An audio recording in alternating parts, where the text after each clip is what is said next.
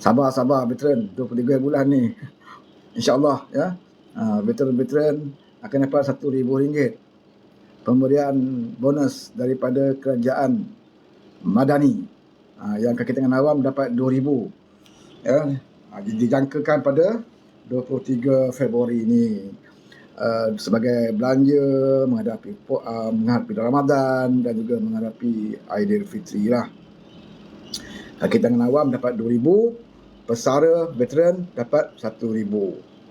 Alhamdulillah kan. Kalau nak kata cukup, mana ada manusia pernah cukup. Daim tu kalau bagi 1 bilion pun tak cukup kan. Mukhlis tu kalau bagi 1 bilion 2 bilion pun dia kata tak cukup. Jadi tak ada yang cukup duit sebenarnya. Apatah lagi kita dapat RM1,000, RM2,000. Kalau tanya cukup, memang takkan cukup. Tapi kalau kita bersyukur, insya-Allah Allah akan gandakan rezeki buat kita. Adalah jalan-jalannya. Yang kadang-kadang rezeki yang tidak kita sangka-sangkakan. Ya, rezeki yang tak disangka ni yang payah nak dapat. Ya, rezeki yang kita mudah jangka, tak apalah macam kita dah makan gaji, kita makan ambil upah kerja dengan orang, kita tahu setiap 30 hari bulan ke 1 hari bulan kita dapat gaji. Mana rezeki tu rezeki tapi kita dah jangka akan dapat 1 hari bulan gaji masuk kan. Yang payah nak kita jangka, yang payahnya adalah rezeki yang tidak disangka-sangka. Yang tu kita nak ni. Ya, rezeki yang kita tak sangka tapi rezeki bagi kita. Nak dapat rezeki yang tak disangka ini, kenalah bersyukur dengan rezeki yang ada. InsyaAllah akan adalah rezeki yang tidak disangka-sangkakan. Ya. Macam kerajaan Malaysia Madani inilah. Kan? Kalau kita ikut logik kita, macam mana Anwar nak urus negara, nak bagi peruntukan, bonus, ya, nak naikkan gaji kita awam yang tak lama lagi akan diumumkan, bantuan kepada pesawah, petani, peladang, kemudian boleh bayar lagi hutang FEDA yang berbilion-bilion ringgit, sedangkan PMX kita tidak menambah hutang, tidak buat hutang baru, bahkan kita membayar hutang-hutang lama. Tapi bagaimana duit tu ada? Itu yang dikatakan rezeki yang tidak disangka-sangka tu. Ya, rezeki yang tidak disangka-sangka tu dia datang bukan kepada individu saja, dia datang kepada kerajaan. Kalau kerajaan itu adalah kerajaan yang ikhlas, kalau kerajaan itu adalah kerajaan yang tahu bersyukur, kalau kerajaan itu adalah kerajaan yang boleh berlaku adil, maka Allah akan turun rahmat kepada kerajaan yang berlaku adil, yang tidak zalim, yang pemimpinnya bekerja dengan penuh keikhlasan, maka Allah akan rahmatilah kerajaan itu, maka datanglah rezeki yang tidak disangka-sangka. Kan? Tiba-tiba pula kutipan hasil LHDN berganda-ganda meningkat masuk dalam kantor kerajaan. Ya, yang ini yang boleh menampung kita semua ni. Yang selama ni Dr. Mahathir kata, macam mana Anwar nak memimpin? Hutang banyak ni. Macam mana dia nak bangunkan negara? Hutang banyak. Kata Mahathir. Dia ingat Anwar memimpin macam dia memimpin. Dia ingat Anwar menjadi Perdana Menteri macam dia jadi Perdana Menteri. Tak ada duit, hutang. Ada duit bagi kat kroni-kroni, bagi kat anak-anak menantu. Dia ingat macam itu. Sebab itu dia kata tak mungkin Anwar boleh jadi Perdana Menteri dalam keadaan hutang banyak. Ya, negara ekonomi tengah down selepas Covid. Ya, selepas kerajaan PN Perintah ekonomi teruk. Hutang banyak. Tak mungkin Anwar boleh mentadbir. Itu pendapat Mahathir.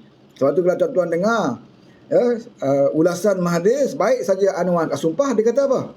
Tak lama kerajaan ini.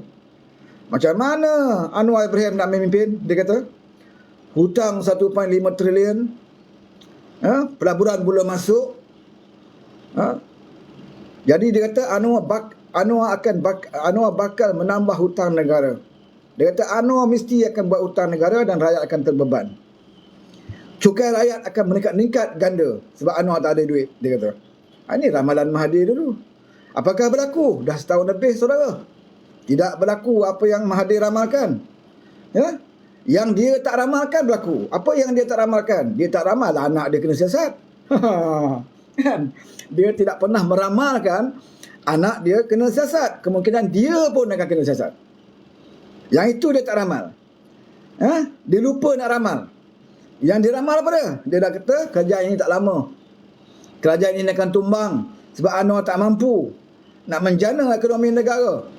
Hutang 1.5 trilion, pelaburan tak masuk, ekonomi runtuh, pengangguran banyak, inflasi tinggi. Ha. Jadi Anwar tak mampu. Anwar terpaksa tambah hutang. Kalau Anwar nak jadi Perdana Menteri, Anwar kena tambah hutang. Jadi rakyat kena bayar dengan cara menaikkan semua cukai. Ini ramalan Mahathir. Kan? Sebab dia menyangkakan Anwar ini menjadi Perdana Menteri seperti mana Perdana Menteri sebelum ini. Hanya bergantung kepada hutang untuk hidup. Hanya bergantung kepada komision toke-toke yang dibagi untuk hidup. Hanya bergantung kepada taikun-taikun. Hanya bergantung kepada tasi-tasi tun-tun untuk pemimpin itu hidup. Tapi ramalan Mahathir salah.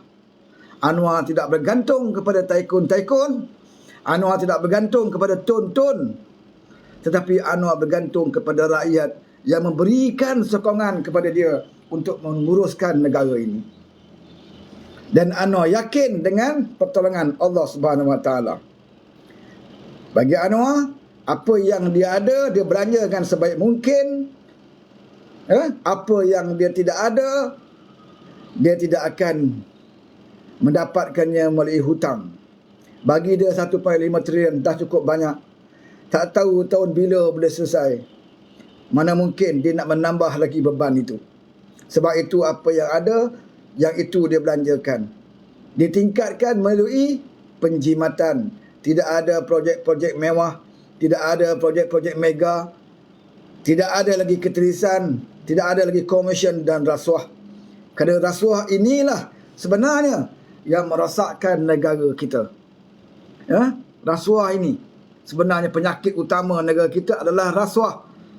Bila sebut rasuah, dia tidak kira kaum, saudara. Bila sebut rasuah, dia akan meliputi orang, semua kaum, semua bangsa. Yang jahat itulah perasuah-perasuah sebenar. Dia tak kira ikan bilis, dia tak kira ikan jerung. Kalau kamu rasuah, dia tetap rasuah. Inilah yang sebenarnya merosakkan negara kita. Bukan kerana orang Melayu, orang Cina, orang India, keturunan Melayu yang duduk dimainkan isu sekarang ini. Anak muda tengok konsep. Siapa buat konsep, siapa tutup kedai judi, siapa buka kedai judi. Ini bukan yang merosakkan sistem negara kita, bukan ini. Bukan anak muda yang tengok konsep yang merosakkan sistem negara kita. Bukan kerana ada 1-2 kedai nombor ekor dibuka, maka itu merosakkan sistem negara kita. Tidak, saudara. Yang merosakkan negara kita, yang musnahkan ekonomi negara kita adalah orang politik yang menyakau, yang merompak. Kalau kita tak suka satu-satu perkara maksiat, kita selalu cerita pasal konsep dan sebagainya. Kalau kita tak suka perkara maksiat, sepatutnya kita kena lawan dulu perasuah ini. Dia lebih jahat, dia lebih merosakkan berbanding dengan anak muda yang melihat konsep. Anak muda tengok konsep, dia guna duit dia sendiri. Kalau konsep itu maksiat, dosa dia dengan Allah Subhanahu Wa Taala, dosa dia sendiri. Dia tidak menyusahkan orang lain. Tetapi ahli politik yang rasuah ini, yang menyakau ini, yang disakau itu duit rakyat, duit kita semua. Dan dia merosakkan sistem negara. Hancur negara kerana perasuah berleluasa. Hari ini alhamdulillah, saudara, oleh kerana kita ada pemimpin yang melawan rasuah, maka yang di bawah suka tak suka terpaksa juga menentang amalan rasuah ini. Sebab itu kita tengok lembaga hasil dalam negeri begitu aktif buat kerja. Selama ini mereka terhad, mereka bimbang nak buat kerja, mereka bimbang nak pergi siasat Tun Tan Sri Datuk ni. Sebab Tun Tan Sri Datuk ini mereka ada kabel besar-besar dengan pemimpin negara. Sebab itu LHDN terlepas pandang, tak mampu nak siasat mereka-mereka ini. Berbanyak mereka melarikan duit tanpa cukai. Berbanyak syarikat-syarikat mereka kaya raya tanpa membayar cukai. Mereka terlepas sebab ketika itu pemimpin mereka, pemimpin negara ini tidak pernah serius untuk lawan rasuah. Sebab tu saya selalu ulang, ikan busuk bermula di kepala. Ini kena ingat. Ikan busuk bermula di kepala. Busuknya kepala ikan, yang lain habis busuk, saudara tak boleh makan. Nak makan juga memang takkan sedap. tak dapat nikmat ikan itu yang sebenar. Sebab itu negara kita mempunyai pemimpin seperti PMX. Bila pemimpin macam itu, kita tengok bagaimana ketua-ketua jabatan buat kerja sekarang. Memang luar biasa. Ya, memburu pendatang haram boleh dikatakan hari-hari, saudara. Hari-hari. Boleh dikatakan hari-hari di merata tempat. Bermula di Kota Raya di Belas Ketuan, 1,000 lebih ditangkap satu hari saja. Kemudian semalam ada lagi, tak salah saya dekat mana? Kawasan mana semalam saya lupa. Juga operasi. Di Johor juga dia adakan operasi. Sebab apa, saudara? Sebab selama ini pendatang-pendatang haram tanpa izin ini, mereka datang bukan saja tanpa ada permit dan sebagainya, mereka juga melakukan jenayah. Ya? Mereka juga melakukan jenayah. Sebab itu kerajaan membenteras parti-parti ini. Selama ini kita tak lihat operasi besar-besaran seperti itu. Ya? Kemungkinan selepas Jokowi datang ke Malaysia dan dia bersama Datuk Seri Ibrahim pergi masuk ke Chowkit, ya? Bila dia sampai sana, dia tengok, penuh orang Indonesia menyambut nak melihat Jokowi. Ya? Ketika itu, maka mungkin PMX terfikir, ramai rupanya. Kan? Ramai rupanya. Apakah mereka semua itu mematuhi undang-undang? Ya? Sebab itu operasi diadakan. Dan ramai yang ditahan, yang ditangkap, ya? Masuk Malaysia tanpa permit. Itu immigration punya kerja. Kan? Kita tengok polis, PDRM. Bagaimana kita dengar ucapan Ketua Polis Negara, dengar ucapan timbalan Ketua Polis Negara, dan kita dengar pengarah Jabatan Siasatan Jenayah yang selama ini kita jarang nak kenal nama dia. Kalau Ketua Pengarah Jabatan Siasatan Jenayah ini, selalunya orang tak kenal sangat nama dia. Kita selalu ingat KPN, Ketua Polis Negara. Kan? Tapi sekarang ni Ketua Jabatan Siasatan Jenayah ini dah jadi popular. Yusaili ni nama dia dah jadi popular. Jarang orang nak fokus kepada Jabatan Siasatan Jenayah ini. Tak popular. Orang paling kenal pun Ketua Polis Negara saja. Tapi hari ni nama Yusaili ni, Ketua Jabatan Siasatan Jenayah ni dah jadi popular. Ya? Sama juga dengan Ayub Khan, timbalan pun kita kenal. Ya? Sama dengan Ketua Polis Negara. Sebab, saudara, sebab mereka buat kerja siang malam. Tengok Ketua Jabatan Jenayah buat ucapan penegasan bukan saja kepada kita rakyat Malaysia, tetapi kepada anggota PDRM sendiri. Bagaimana dengan tegas dan lantangnya dia beritahu kepada anggota PDRM. Ya? Dengar pula ucapan Ketua Polis Negara baru ini di hadapan OCPD. Semua OCPD dipanggil. Ya? Dia tibai kau-kau OCPD yang tak tahu buat kerja. Sebab dia melihat sekarang ini jenayah yang berlaku di Malaysia ini paling memalukan PDRM. Pada pendapat dia adalah di kalangan PDRM. Ya, kita tengok seminggu 2 minggu ni kes apa? Sarjan rogol pelajar, pegawai simpan air ketum. Ya, ada orang selamba dia minta duit. Ya, minta rasuah RM100. Pegawai senamba je beritahu nak bayar 300 kat balai 300, dekat saya bayar 100. Selamba je. Jadi ini yang menjadikan Ketua Polis Negara begitu marah. Dalam keadaan Malaysia Madani, Ketua Polis Negara kata, Perdana Menteri kita ni habis-habisan ni nak lawan rasuah. Sampai Perdana Menteri tak ambil gaji. Nak lawan rasuah sungguh-sungguh. Tentulah Ketua Polis Negara rasa malu kalau anggota polis secara terbuka harapkan polis jaga rakyat, tiba-tiba dengan cerita polis rogol orang dalam kereta peronda. Ya?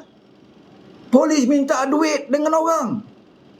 Polis pukul orang, sepak orang. Baru-baru ni ada kes sampai mati.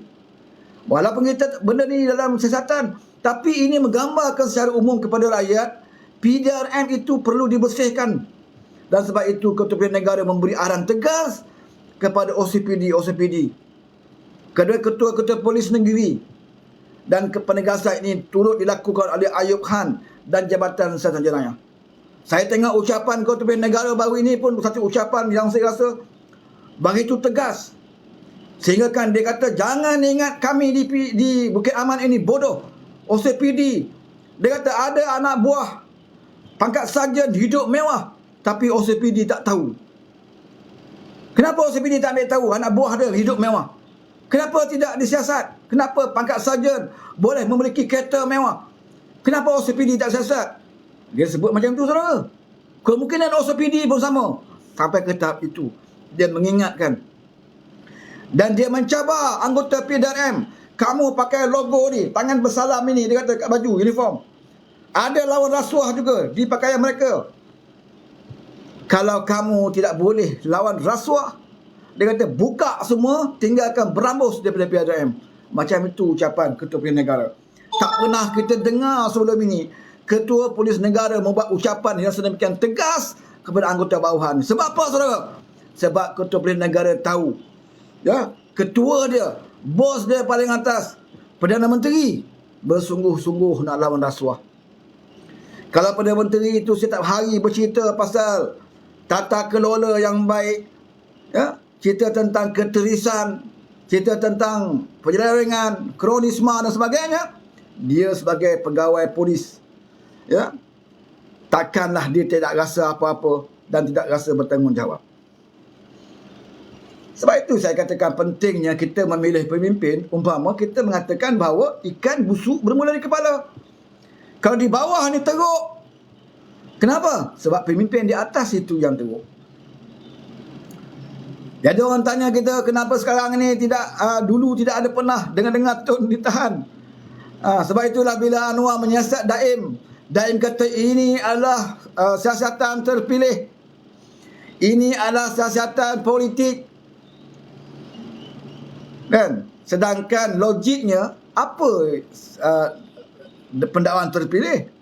Apa siasatan terpilih? Daim bukan orang politik. Daim dah bersara dari politik lama dah. Dia jadi bekas Menteri Kewangan dah lama dah. Dia bukan ahli parlimen pun. Kenapa nak katakan pendakwaan politik? Apa untungnya Anwar pergi kalau Anwar ada boleh cabut tangan? Apa untungnya kalau Anwar cabut tangan sehingga boleh nak menyiasat orang bernama Daim ini? Apa untung dia? Dia bukan ahli parlimen yang boleh menentukan sokongan kepada Anwar di parlimen. Dia bukan ahli parlimen. Dia bukan orang politik. Kita pun tak tahu parti dia apa sekarang. UMNO ke Bersatu, kita tak tahu. Apa jawatan dalam parti, tak ada pun. Jadi macam mana nak kata pendakwaan kepada Daim adalah pendakwaan politik? Apakah kerana dia pernah berada dalam parti politik? Apakah kerana dia pernah menjadi Menteri Kewangan, maka bila dia pencen, kerajaan tidak boleh siasat dia? Oh, hebatlah macam tu. Hebatlah. Kalau macam ni, semua yang menteri yang ada sekarang ni bolehlah sakau duit sekarang. Sakau duit sekarang sorok, simpan di mana-mana. Simpan di luar negara ke, simpan dalam tanah ke. Bila pencen, orang tak boleh siasat lagi sebab dah pencen. Saudara, mereka anggap sedemikian, mereka silap. Ya? Sebab itulah tahun 1992, tahun 1997, Akta SPR itu dipinda di zaman Anwar berada dalam UMNO. Dia selalu saya ulang, saya nak ingatkan balik apa yang Anwar buat sekarang ini, yang menyiasat Mukhriz ke, Mirzan ke, Mauzani ke, Mahathir ke, Daim ke, sesiapa saja, ya, orang politik ke bukan orang politik, siasatan dilakukan terutamanya kepada mereka yang pernah jadi menteri. Walaupun mereka dah bersara, walaupun puluhan tahun mereka dah bersara, kalau ada kes mereka menyakau, mereka boleh disiasat dan boleh dibicarakan. Sebelum ini tak boleh, saudara. Sebelum Akta SPR, bukan SPR, BPR, masa itu tahun 97, dia tak panggil SPRM, masa itu dipanggil Biro Pencegah Rasuah, BPR. Sebelum dia pindah Akta BPR itu, sesiapa saja menteri, ya, yang berkhidmat dalam kerajaan, dia bila dia pencen, bila dia bersara, tidak jadi menteri lagi, dia tidak boleh disiasat.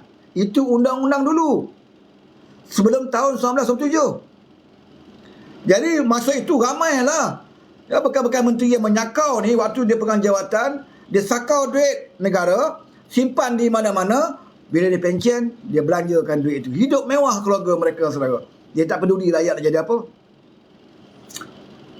Tapi bila Anwar diberikan peluang sedikit masa saja memangku jawatan Perdana Menteri, di zaman dia dalam UMNO.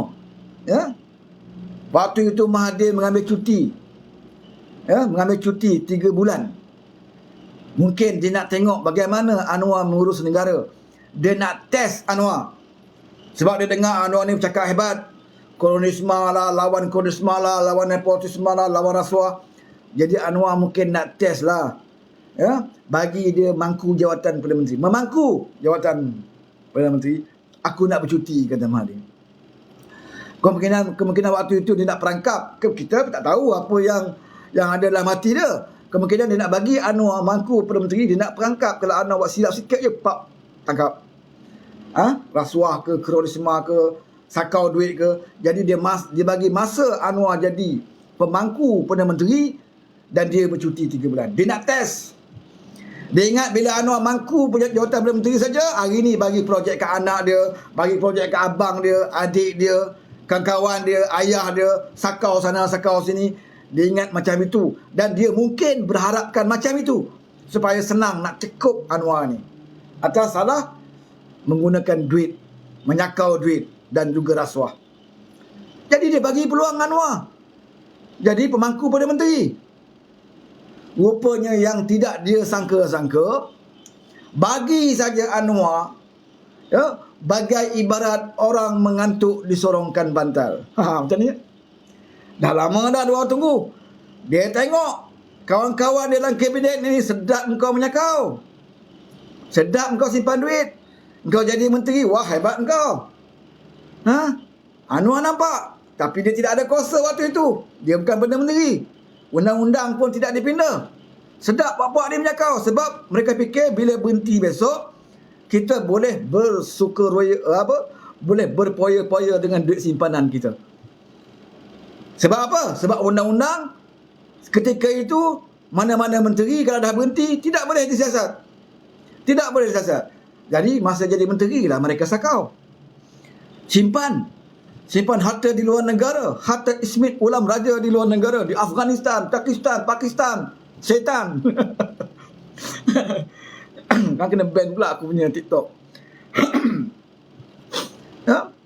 Jadi bila Anwar dapat peluang, ya, memangku jawatan Perdana Menteri, saudara, perkara pertama dia buat, bukan dia bagi projek anak-anak dia, bukan dia bagi projek kawan-kawan dia. Dia panggil mesyuarat kabinet, dia bagi tahu dengan kabinet, saya nak pindah undang-undang BPR, Badan Pencegah Rasuah. Saya nak pindah undang-undang. Jadi menteri kata, apa yang nak pindah? Okey lah sekarang ni. Tak okey. Tak okey lagi, Anwar kata. Tak okey lagi. Sekarang yang ada ni kau orang seronok lah. Waktu kau jadi menteri, kau sakau duit, kau sorok duit kat mana-mana, bawah tanah ke, guna proksi ke untuk simpan duit. Lepas tu bila kau pencen, kau goyang kaki, goyang telur. Sebab kau dah kaya-kaya. Orang tak boleh siasat kau. Tak ada undang-undang membenarkan untuk disiasat bekas menteri yang dah pencen. Jadi Anwar kata, sekarang ni aku nak pindah. Bawa ke parlimen, pindah undang, ya, Badan Pencegah Rasuah tahun 1997 dan memasukkan peraturan baru ataupun akta baru, undang baru, iaitu mana-mana menteri, termasuk Perdana Menteri, mana-mana anggota jemaah kabinet, menteri ataupun timbalan menteri, atau mana-mana penjawat awam, termasuk juga wakil rakyat ahli parlimen lah, kan, yang sewaktu mereka memegang jawatan dalam kerajaan dan melakukan amalan rasuah, penyelewengan, apabila mereka bersara atau menamat perkhidmatan, walaupun dah 10 tahun, sekiranya terbukti ada kes, ada asas, ada kes, mereka boleh diheret ke mahkamah. Yang ini Anwar pindah tahun 1997. Itu di saat-saat akhir sebelum dia dipecat.